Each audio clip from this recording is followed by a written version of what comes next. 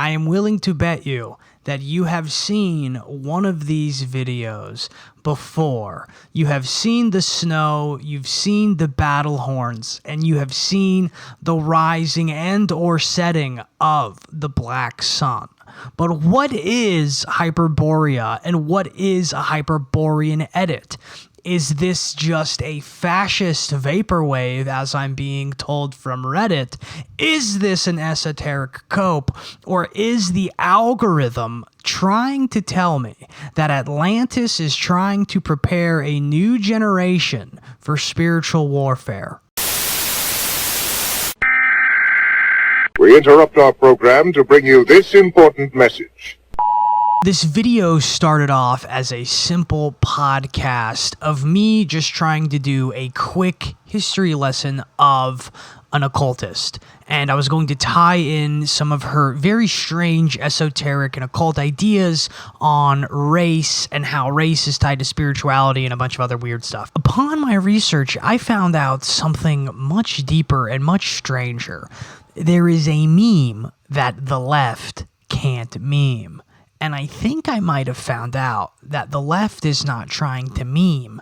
They are trying to play an entirely different game to make the right regress entirely into themselves. So the left isn't trying to meme. They are literally memetically having spiritual warfare and allowing the right to be at spiritual warfare with themselves without them even knowing it. I always say everything is spiritual warfare, and this episode truly shows that that is the case. Hyperborean edits are a psyop. You're going to see at about the 20-minute mark, I realize this is a psyop, and the tone of this video completely changes. So the first 19 minutes or so, it's a straight Izzy's World episode, and then it turns into a long theory. So it's a very fun video. Enjoy. What if I told you this wasn't just some fringe right-wing aesthetic, but that there was an entire esoteric history going back to the 1700s that made up and makes up this idea of Hyperborea and where we get the ideas on Aryanism? So today we are going back into the Arctic Eden that is Hyperborea, and we are going to get the questions answered as to where this came from and who the hell Helena Blavatsky is and what were her ideas on this. So I'm currently editing this video, and I realized I never described what a Hyperborean edit is. I figured you guys already knew what it was since most people are on the internet, but some of you don't. So I did a poll. Most of you sort of knew. I don't know. But basically, what Wikipedia says it is an aesthetic that evolved from Fash Wave. It draws on a mix of esoteric beliefs, conspiracy theories, and far-right ideologies, often referencing mythical Hyperborean people of the far north, Nordic aliens, and hollow earth theories. So the origin of this meme is sort of like embracing this like mythical thing of whiteness. That's what it is. It's like it's this weird fantasization, like mythologization of being white, basically. That's pretty much it. It's really associated with schizo posting and all that stuff. But what we're going to get into is really interesting. So I just thought I would give a description for the 40% of you who don't even know what this is. So before we get into who Helena Blavatsky was, we're going to talk about Hyperborea. Hyperborea is from the Greek myths, and it is essentially their idea of the Garden of Eden. Again, really interesting how we're seeing another biblical, theme that goes cross-culturally. Very interesting. But Hyperborea, basically, it means beyond the north wind. And it is believed to be a mythical land far to the north, untouched by turmoil and the decay of the Mediterranean world. Within Hyperborea, there is an eternal spring. It was a constant state of spring, no disease, no old age, no death. It also has divine inhabitants. And the Hyperboreans were described as the perfect race of long-lived lived people who were deeply spiritual, musically gifted, and devoted to the god Apollo. There's also sacred geography, where Apollo himself spent his winters in Hyperborea, leaving the Delphi during the cold months that made Hyperborea not just a paradise, but a divine headquarters for the Greek gods. And it is also beyond the maps. It was not known on any maps, much like Eden. It was said to be hidden, protected, and only accessible to the pure or the chosen. So again, it makes me think of like the ice wall in Antarctica and how in the center you will get to Hyperborea or the Garden of Eden. Etc. Right? So there are tons of ways that it compares to the Garden of Eden. I don't really want to necessarily get into that, but it's basically the pagan idea of Eden. And the interesting thing of like why that's sort of relevant is because it's going to tie into this idea of sort of Wotanism, this idea of the Germanic Aryan race, and how important paganism truly was to those sort of Indo-Europeans, right? But before we get into, what these edits sort of mean and what they're kind of trying to drum up with them, we have to talk about what Aryans are and where the idea of Aryan stems from, because it is a lot older and a lot more complicated than people really think. And in order to start cracking this sort of code, we have to go back to the 1700s. And in the 1700s, we get to this guy named Sir William Jones. So Sir William Jones was a British philologist who proposed that Sanskrit, Latin, Greek, and other Indo-European languages share a common ancestor.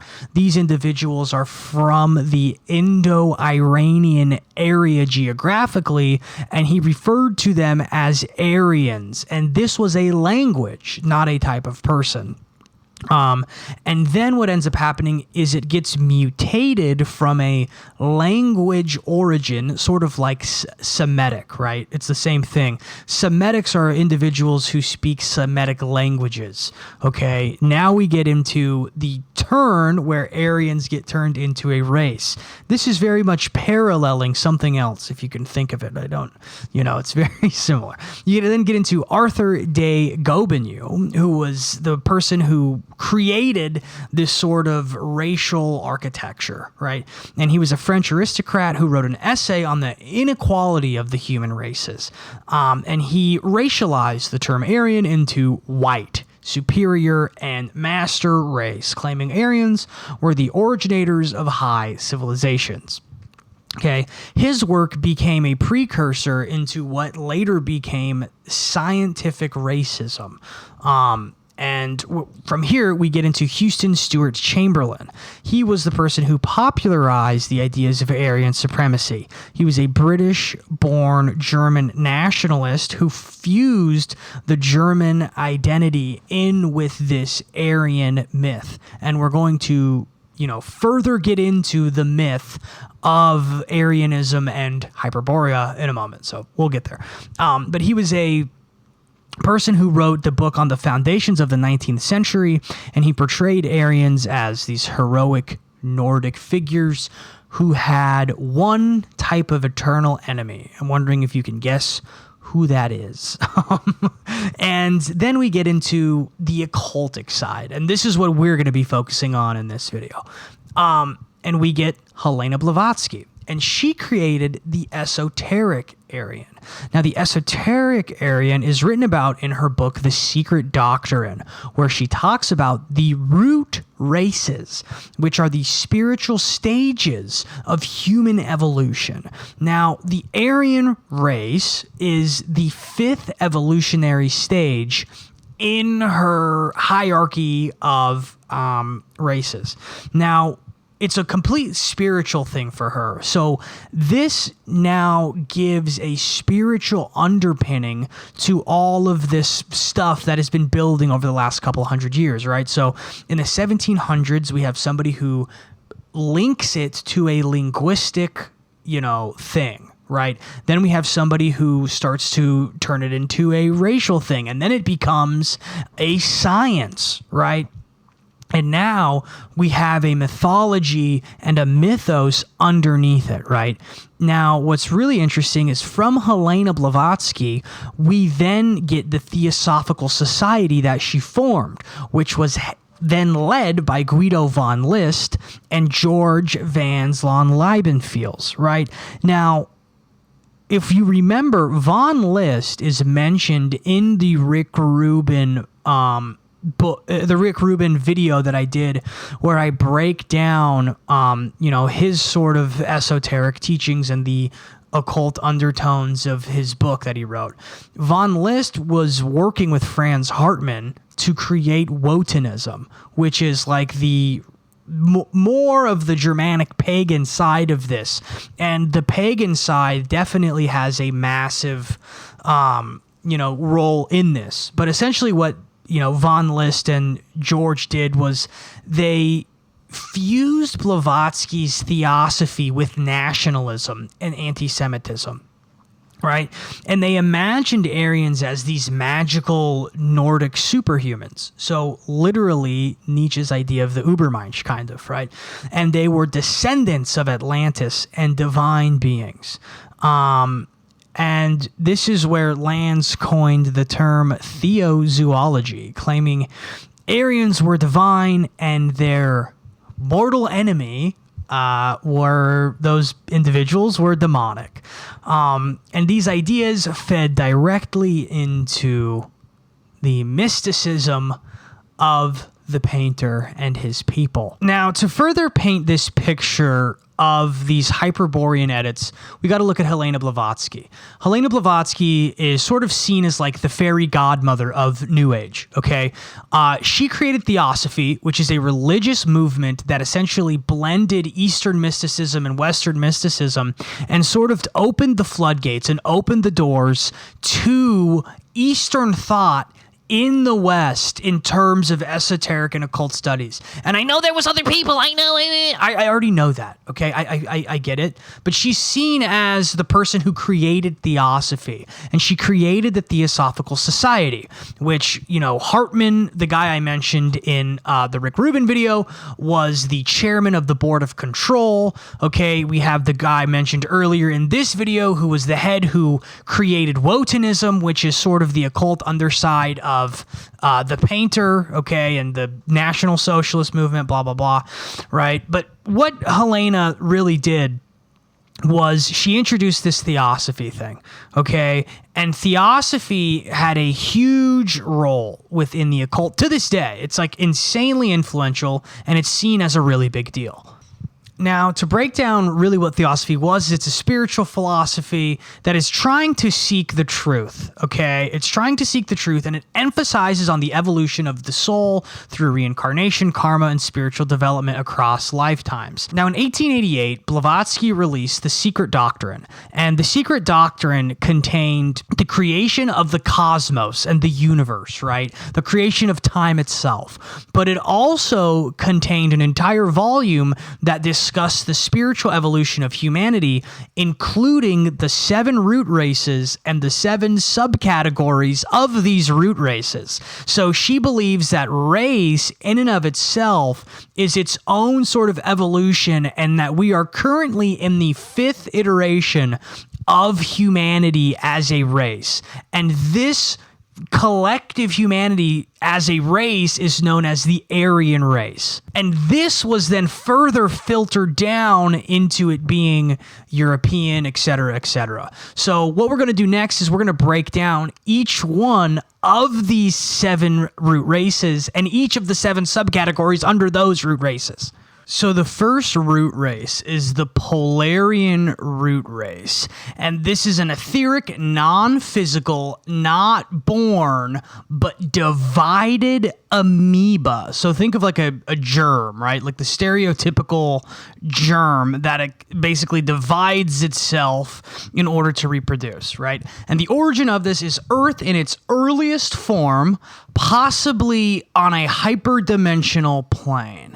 And the function of this is it is a prototype of the soul, and it is the prototype physical manifestation of divine thought forms. And there are 7 sub-races within these little germ beings. One being an etheric plasma form, another one being a denser etheric being, another being a bipolarized energetic form, etc., right? So this just continues down through a thought form, experimenters, etc., right? Now, I guess the point of highlighting each one of these 7 root races is to just kind of talk about and to kind of like play a thought experiment about how deep these philosopher occultists and this esotericism actually goes, right? Like, we see, you know, symbols, we see these like little small ideas that have sort of transferred through into things like the Hyperborean edit, right? But when we think about the actual metaphysical work that has gone into something as innocuous as an Hyperborean edit,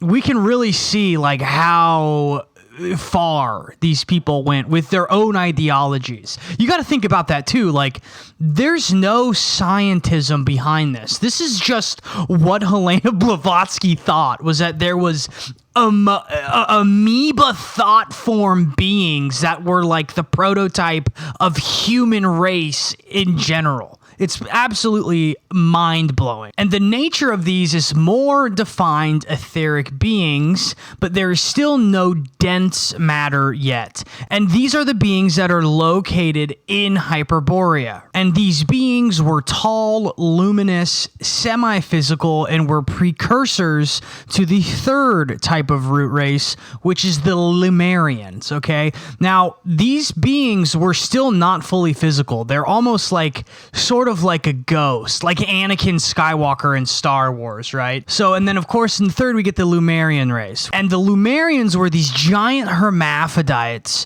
who were from the lost continent of Lemuria, which was supposed to be located in the Pacific Ocean. They began as the same sex and then eventually separated off into 2 different sexes. And the subraces of these were the early astral physical hybrids. Then they were giant egg layers, serpent-headed beings. The first sexual differentialities came after that.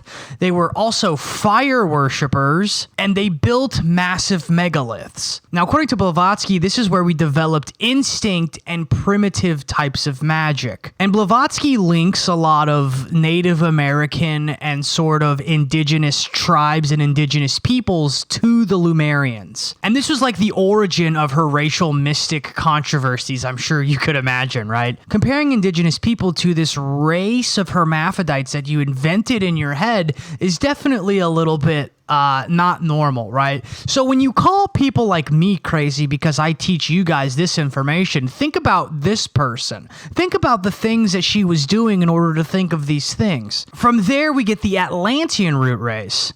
And these were fully physical, magical, and highly advanced civilizations from the lost continent of Atlantis. But she does believe that they fell from grace due to a misuse of their psychic abilities. Now, there are 7 subraces within these, one of them being Mongolians, who she believes were Atlanteans before the Great Flood happened. And it's very interesting, especially because even people like Plato and Socrates believed that Atlantis was a real place. They spoke about it in their writings quite extensively. And Blavatsky believed that Atlantis was destroyed due to the corruption of knowledge. Now, Blavatsky believes that Atlantis was destroyed due to a corruption of knowledge, and that some of these people actually began to propagate and were in charge of the 5th root race, which is the Aryan root race, which is the current race of humanity. Now, the nature of us is one that is ruled by our mental development, logic, ego, and mental material mastery. And she believed that humanity, or this race, originated in that Indo-Iranian area that I discussed earlier in the video. And the subraces of this become Hindu, Arabian, Persian, Celtic, Slavic, future Anglo-American, and then another one, Teutonic, which is essentially Germanic. And this is where her racial theory becomes extremely controversial. She links spiritual evolution to ethno-linguistic categories, sort of like we saw earlier in the video, and she believed that the future Anglo-American subcategory of this race was going to be the most advanced one. And it was the most awakened and the most rationalist modern man, that it would be like sort of the one to propel us even further into the sixth root race, which she calls the future race. And if we were able to push forward past the Aryan movement, we would become spiritual mental beings that were highly intuitive and androgynous. Interesting if we think about the rebus that I've talked about in the past. And she believes that these individuals will emerge out of North America or Australia, and her ideas on the sub-races are very speculative and not fully fleshed out. But she does believe that there will be a rebirth of the Lemurians and that there will be avatar forerunners. This race will build a civilization based on intuition, brotherhood, and psychic communion. It is a post-material, essentially almost angelic version of humanity. And again, it's so funny that she's so into this idea of brotherhood while dividing. And then finally, we have the final Earth race. These are the perfect beings that are no longer bound to the material form. And the sub-races of this are entirely unknown. They're all symbolic or metaphysical. Some of the names are God realizers, planetary seers, and returners of divine sources. She says at this level, humanity will essentially cease to be human as we know it, and the seventh root race ends this full cycle, and it is followed by a cosmic sleep before the next planetary round. It sounds like just death, like just dying, right? Now, it's interesting how we go from being immaterial to immaterial again. It's like this full cycle, this cyclical thing that we're seeing with Blavatsky, right? And this idea that we are essentially in the fifth stage of these beings that are on their way to being perfected in a spiritual sense really did help to bolster this idea of the Aryan and what it meant and what it means to be Aryan. But it is very funny and very interesting how these Hyperborean edits are longing for this thing in the past where, according to Blavatsky's own metaphysics and her own writings, we're technically lesser beings. Because if we're on this route to becoming these perfect beings that are almost non-being and that are a part of a cosmic sleep, we would be further along now than we would have been back when we were Hyperboreans, which is almost longing for something that was not as advanced. It's very interesting. And it really doesn't make any sense. They're fucking psyoping everybody. This is a fucking massive psyop. Holy shit. So this was originally supposed to just be a quick little Izzy's World. I was going to give the history of Helena Blavatsky and talk about these really strange metaphysical ideas that she has on race. Cool, quick, simple, little Monday action for you. Get you set up for the week. Release it Monday morning. You have a nice podcast to listen to. And then the more research I did, the more I realized that this ties into something much bigger. So I had a brain blast. Jimmy Neutron brain blast. And let's get into this fucking psyop. Okay, so I went ahead and I did a bunch of digging. And you know when I do digging, we're going to get to some gold, okay? And there are essentially four or five different esoteric and occult concepts that deal with how these Hyperborean edits can be a complete psyop to the people who truly believe in them, right? So obviously, you know, the Hyperborean edits are these kind of over-the-top, you know, celebrating European ancestry, and they're kind of propaganda-y, right? But they're a complete psyop to people who actually believe them. And this is like tying into this age-old 4chan meme that the left can't meme, right? This has become a meme in and of itself, that essentially, you know, liberals are unable to meme. They're unable to tap into the mimetic archetypal forces that make good memes. And I'm starting to think that the left can't meme is not a meme. It is a archetypal psyop in order to convince the right that the left cannot meme. And actually what the left is doing is they are anti-meming. Holy shit. And the Hyperborean edits are proof that the left is not memeing. They are anti-meming and causing an esoteric regression within the right. Okay, all right, okay, let's fucking go, dude. Let's go. Holy shit. This is good. This is so fucking crazy. Holy. For the rest of this video, please go to patreon.com/Izzy and Griffin.